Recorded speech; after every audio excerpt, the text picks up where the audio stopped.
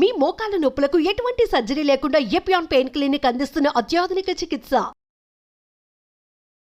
So అది కాకుండా healthy diet అంటే ఫైబర్ ఎక్కువ ఉండాలా, నట్స్, ఫ్రూట్స్, వెజిటబుల్స్, యోగట్ అని అంటే మన పెరుగు అంటాం కదా, ఇంట్లో చేసిన పెరుగు చాలా మంచిది, దానిలో బ్యాక్టీరియా ఉంటాయి, 3 పూటలు తిన్నా మంచిది. అది కూడా తెలియదు, పబ్లిక్ ఏమనుకుంటారు పెరుగు చల్ల దానివల్ల ఈ న్యూమోనియా వస్తుంది అనుకోని, అది తప్పది. పెరుగు చాలా మంది దానిలో బ్యాక్టీరియా ఉంటాయి. సో పెరుగు 3 times 3 పూటలు కూడా మంచిదే, పెరుగు ఒకటి. అదేవిధంగా కొన్ని ప్రోబయాటిక్స్ ఉంటాయి కొన్ని దాంట్లో, ఫర్ ఎగ్జాంపుల్ కెఫీర్ అనేది మన వాళ్ళు తక్కువ లేదు, బటర్ మిల్క్, మజ్జిగ అవి ఎక్కువ, చీజ్ దాంట్లో ఎక్కువ ఉంటాయి.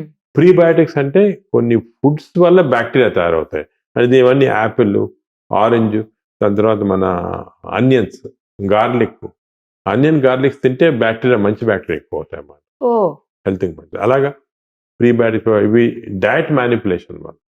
అదేవిధంగా మనకు స్పెసిఫిక్గా ఈ బ్యాక్టీరియా తక్కువ ఉన్నాయంటే మనం క్యాప్సూల్స్లో ఆ బ్యాక్టీరియా ఇవ్వచ్చు, బ్యాక్టీరియా ఇంక్రీజ్ చేయొచ్చు మనం కంటెంట్స్.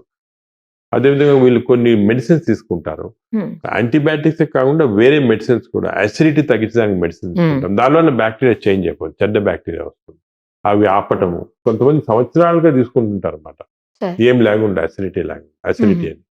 సో మనం బ్యాక్టీరియా చేంజ్ చేయొచ్చు, మన దగ్గర ఇప్పుడు ఉంది టెక్నిక్. ఫస్ట్ స్టడీ చేసి ఎంతవరకు చేంజ్ చేయాలి, ఏం చేంజ్ చేయాలి చేస్తున్నాం, అది చేస్తే మంచి బ్యాక్టీరియా వస్తుంది. సార్ ఇప్పుడు అలా చేయాలంటే ఈ టెస్ట్ కదంతా పెద్ద కాస్ట్లీ వ్యవహారమా ఎట్లా? ప్రస్తుతానికి ఈ టెస్ట్ అనేది ప్రస్తుతానికి అప్రాక్సిమేట్గా 15,000 రూపీస్ అవుతుంది, ఎందుకంటే దీనికి చాలా సొఫిస్టికేటెడ్ టెస్ట్.